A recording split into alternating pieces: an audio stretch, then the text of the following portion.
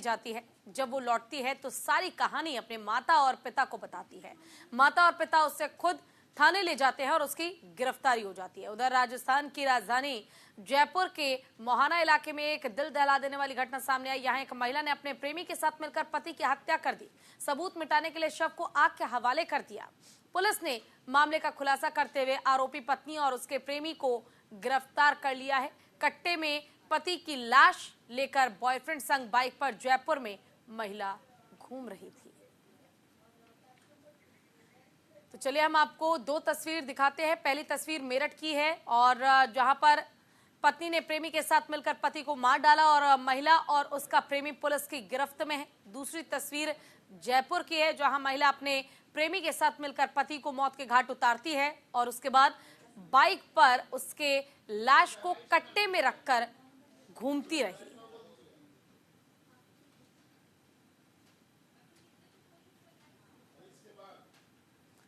देखिए ये दो दर्दनाक दिल दहला देने वाली घटनाएं जिसने सबको चौंका कर रख दिया है।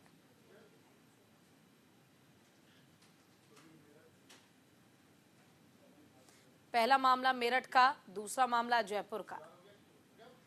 पहले मामले में मेरठ में एक पत्नी ने अपने प्रेमी के साथ मिलकर पति की हत्या की, उसके 15 टुकड़े किए और सीमेंट उस पर डालकर उसे जमा दिया। और दूसरा मामला है जयपुर का जहां अपने प्रेमी के साथ मिलकर एक महिला ने अपने पति की हत्या की, लाश को आग के हवाले किया और उसके बाद उस अजली लाश को कट्टे में रखकर अपने साथ बाइक पे लेकर घूमती रही लाश को ठिकाने लगाने के लिए।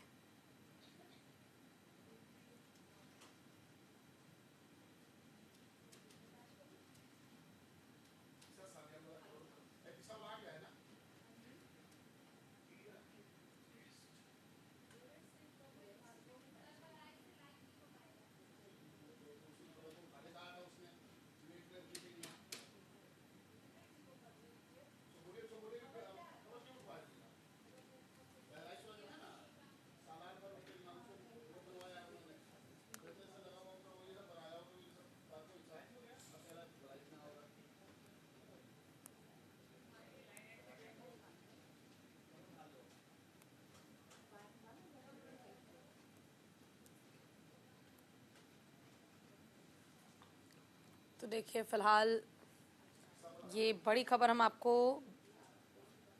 बता रहे हैं मेरठ और जयपुर से, जहां पत्नियों ने अपने पति को मौत के घाट उतारा और कारण था उनका प्रेमी। कमल हमारे सहयोगी ज्यादा जानकारी के लिए मेरठ से जुड़ गए हैं। कमल, देखिए फिलहाल दोनों आरोपियों को गिरफ्तार कर लिया गया है, पुलिस मामले में कार्रवाई कर रही है, लेकिन इस मामले ने सबको दहला कर रख दिया है, सोचने पर मजबूर कर दिया है। देखिए, अगर इस पूरे घटनाक्रम पर ध्यान दिया जाए तो ये बात निकल के आ रही है कि कहीं ना कहीं एक कहावत कही जाती है कि जो प्यार है वो अंधा होता है।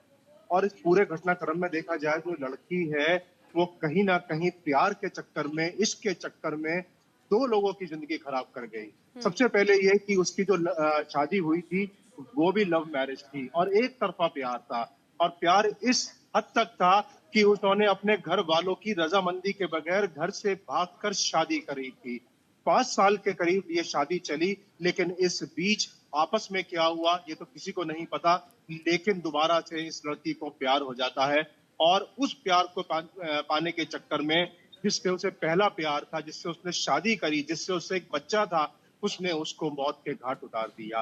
दिल दहलाने वाली घटना, और सबसे बड़ी बात यह कि उसने पूरी प्लानिंग अकेले करी, किस आदमी को जान से मारना है उसकी प्लानिंग करी, किस तरीके से आगे रहना है इसकी प्लानिंग करी, और दोनों को ही बांध के रखा।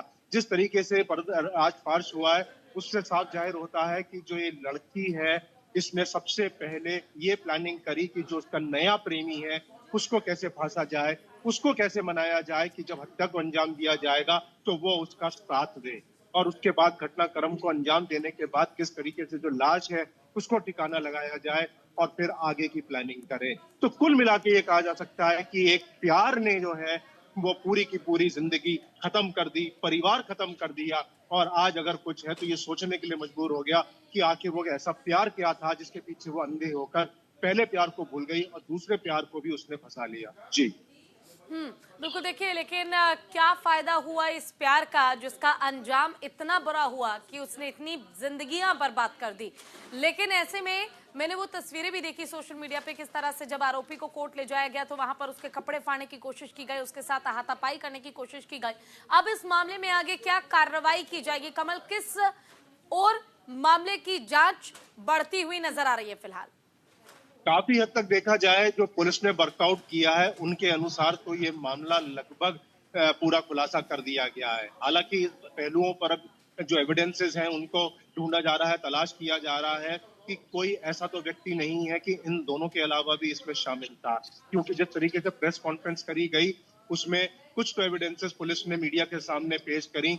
जिस चाकू से हत्या करी गई थी उसको भी बरामद कर लिया गया है, लेकिन कुछ तथ्य ऐसे निकल के आए हैं कि जैसे जो लड़की है जिसने हत्या करी है और उसका जो आशिक है जिसके साथ मिलकर करी है, ये भी गए थे। वो डॉक्टर साइकेट्रिक था और उससे उसने दिमाग लगाया कि कौन सी दवाई से उसको स्लो करा जा सकता है, उसको बेहोश किया जा सकता है और जान माल का कोई खतरा भी ना हो। तो उस एंगल पे भी पुलिस वर्कआउट कर रही है। दूसरा एंगल जो है अभी थोड़ा सा इस पे वर्कआउट किया जा रहा है कि किन किन लोगों की मदद की गई। क्या ऐसा तो नहीं कि इन दोनों के अलावा जैसे मैंने कहा कि तीसरा व्यक्ति हो सकता है, उस पर भी वर्कआउट किया जा रहा है। लेकिन कुल मिला के ये कहा जा सकता है कि जो पुलिस ने वर्कआउट किया है उनके तरफ से लगभग लगभग 90 से 95% केस को सॉल्व कर लिया गया है। जी।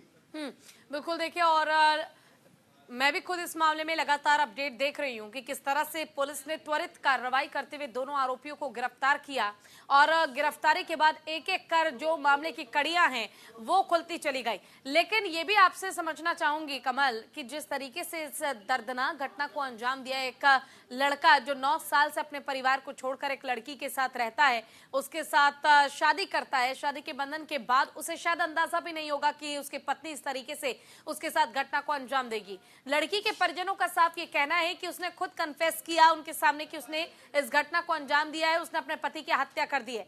परिजनों का ये भी कहना है कि वो सौरभ के लिए इंसाफ चाहते हैं। देखिए, परिवार वालों को भी समझ में आ गया कि सिक्का अपना ही खोटा है तो दूसरों पे क्या आरोप लगाया जाए। और काफी हद तक जिस तरीके से उस लड़की ने प्लानिंग करी वो कहीं ना कहीं दिल दहलाने वाली है। सबसे पहले जो एक राजपाट हुआ है उसमें ये कि उस लड़की ने इतना दिमाग लगाया कि जो उसका नया प्रेमी है साहिल, उसने ये मालूम किया कि उसकी माँ मर चुकी है। उसने एक फेक आइडेंटिटी बनाई स्नैपचैट पे और ये प्रोजेक्ट किया कि वो उसकी मरी हुई माँ की आईडी है और मरी हुई माँ जो है वो रात को भूत के तौर पर या एक आत्मा के तौर पे आती है और उससे चैटिंग करती है। तो उसने इमोशनली उसको वहां पे अटैच किया। उसने इमोशनली और फिजिकली भी उस लड़के को अटैच किया कि जब हत्या करी, जब अंजाम दिया, उसको लाश को कैसे ठिकाने लगाना है उस पर वर्कआउट किया और फिर वो लोग उस लड़के का यानी कि अपने पति का फोन लेके वो मनाली और दूसरे शहरों में पहाड़ों पे शिमला पे घूमने चले गए। कोई भी फोन करता था तो वो ये कहती थी कि मैं अपने हस्बैंड के साथ घूमने आई हुई हूँ, इसलिए वो बात नहीं कर सकता। जबकि वो घूम किसके साथ रही थी? अपने आशिक साहिल के साथ घूम रही थी। तो कहीं ना कहीं दिल पे पत्थर रख के वो प्लानिंग कर रही थी। तो माँ बाप को भी समझ में आ गया कि इसके लिए वो क्या तो लड़ाई करेंगे और क्या उसे बचाएंगे, जब मामला ही पूरा उल्टा उसके ऊपर पड़ रहा। जी। अच्छा ये बताइए, क्या लड़की और लड़का यानी जो प्रेमी है ये दोनों किस तरीके से घटना को अंजाम देते हैं? घटना को अंजाम देने के बाद अमूमन तौर पर आपने देखा होगा जब आप एक बड़ी घटना को अंजाम दे रहे हैं, आपने किसी की हत्या कर दी है तो मन में एक खौफ, एक डर होता है। लेकिन इनके मन में कोई खौफ नहीं, कोई डर नहीं था, ये आराम से जाते हैं, घूमते हैं। तो क्या दिमागी तौर पर भी किसी तरह की कोई परेशानी है? कुछ इस तरीके की जानकारी मिल पाई है? देखिए, इस तरीके का जो क्राइम होता है उसे हीनियस क्राइम कहा जाता है और अक्सर करके देखा जाता है कि इस लेवल का जो क्रिमिनल होता है या बनता है उसके सर पर एक खूनी सवार होता है, जब भी इस घटना को अंजाम दे सकते हैं।